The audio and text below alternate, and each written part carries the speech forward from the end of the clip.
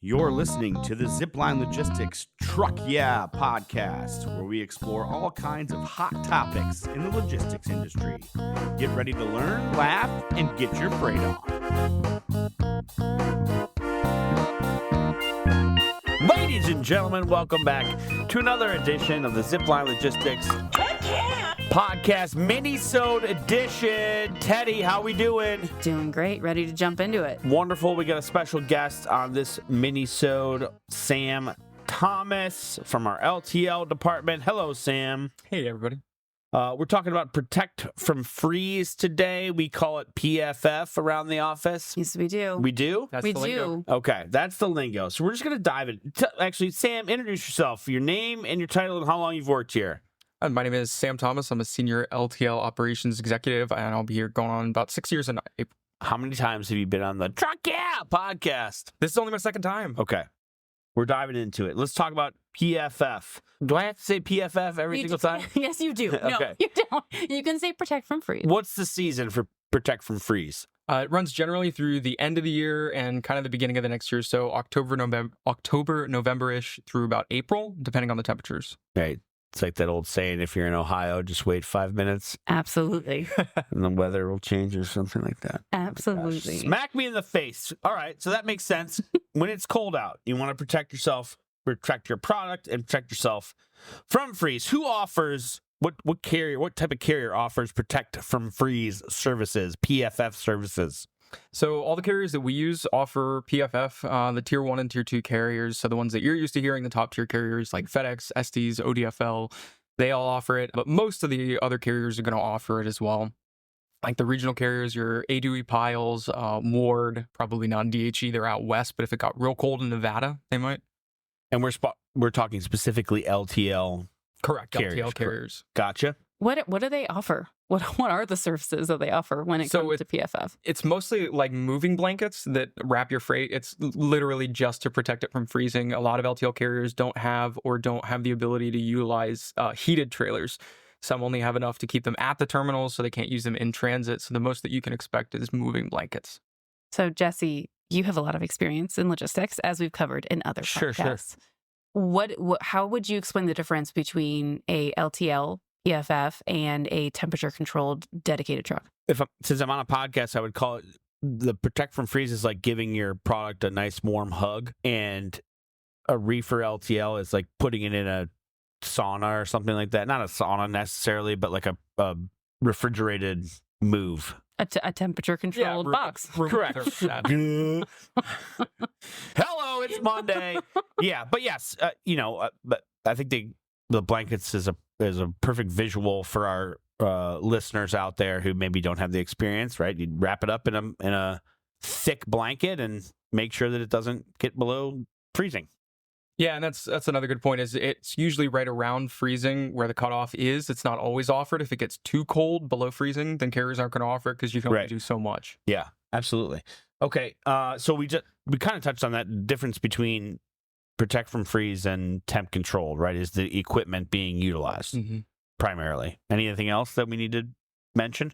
Yes, they also don't move over the weekend, so watching your transit is really important because carriers can't guarantee the temperature on their docks. So if you have something that's a 2 or 3 day transit, a carrier's not going to pick it up on like a Friday afternoon. Wow, that's interesting. It is. That's a very, very important wrinkle, I would imagine.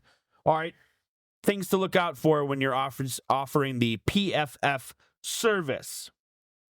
The number one thing that I would say to watch out for is that you've got to let the carrier know. You have to make it known on the bill of lading that you would like that service. Good call. It's not something that they will just anticipate for you. But I would say number 2 is offer it proactively to your customers. It's something not a lot of people think about, and you can save a lot of money going LTL with that. Absolutely. Obviously, the weather you mentioned and the temperatures getting below, if we're running through a winter storm, it's critical to understand the implications of that, right? Like exactly. This is not just, it's not similar to as far as a liability perspective for like a refrigerated trailer. Is that a fair assessment, or did I get way too complicated? A little complicated, but okay. all right. Yeah, but it's close. The carrier is going to deny anything that they can't reasonably protect. So that's a fair comparison. Okay. So know the weather, right? So, we're dealing with it right now in the winter weather season. And so we're seeing, sub-freezing temperatures in certain parts of the country. So this would be a scenario where I know we told you we were going to go PFF, but we probably suggest you should go temperature truckload or refrigerated LTL. One thing to help you in that temperature verification, Teddy, we have a shipper intelligence tool. We do. Called Canopy. Are you familiar with it? I'm very familiar with it. So we actually have a weather overlay on our track and trace board. It's called the Summit. It gives you a nice view of a map of all your shipments that are moving through with Zipline across the country. Throw the weather out there. You throw the storms, the temperatures, etc. Even if there's snowfall or rainfall. I think this is helpful too because there's a lot of times where it's November. I better move this protect from freeze. Yeah. A lot of times in November, it's 70 degrees still here. Right. So you don't need it. So being able to see that and confirm before you reach out to your provider. Now, of course, we're going to tell you, no, it's not needed, but not everybody will. So you having that information will be helpful. Are there any ramifications for rolled shipments or missed pickups with protect from freeze?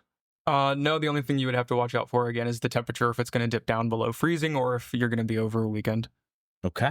I think the rolled pickups is a good sign, too, that there might be an issue with the carrier picking up that specific product due to the weather. Yeah, it's a good opportunity to check with the carrier and see if they think the temperatures are going to be too low, if you haven't done your homework or maybe if the forecast has changed significantly.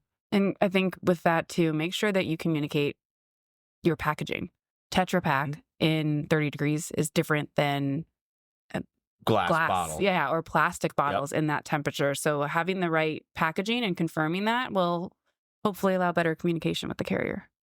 Communication is key. That was going to be my next point. Obviously, you want to make sure everyone, shipper, consignee, customer, carrier, us on the floor are all aware of these types of requirements. It's got to be on the paperwork. It's got to be up front, maybe checking on that when you're tracking, right? If you're calling a terminal, reminder, this is protect from freeze. What else can we do? We've kind of touched on it already, but if protect from freeze is not available, what do we do? That's when your backup option is going to come in real handy. There's not a lot of other recourse in LTL, so it's always good to make sure that you have a backup plan, especially like you said, we get a lot of volatile temperature swings here. So it's big for us. I'm glad you said, because I was just going to say call Sam. So. Yep, we Your can answer expedite is a little it better. Not surprising, it comes down to one of our values, communication, and another one of our values, education and experience. If you want to talk about this more, talk to Sam, 888-GO-ZIPLINE. You can reach us at www.ziplinelogistics.com. As always, like and subscribe on Apple or Spotify. Thanks for joining us, Sam. Thanks for joining us in another episode of Zipline Logistics. Mini episode. See you next time.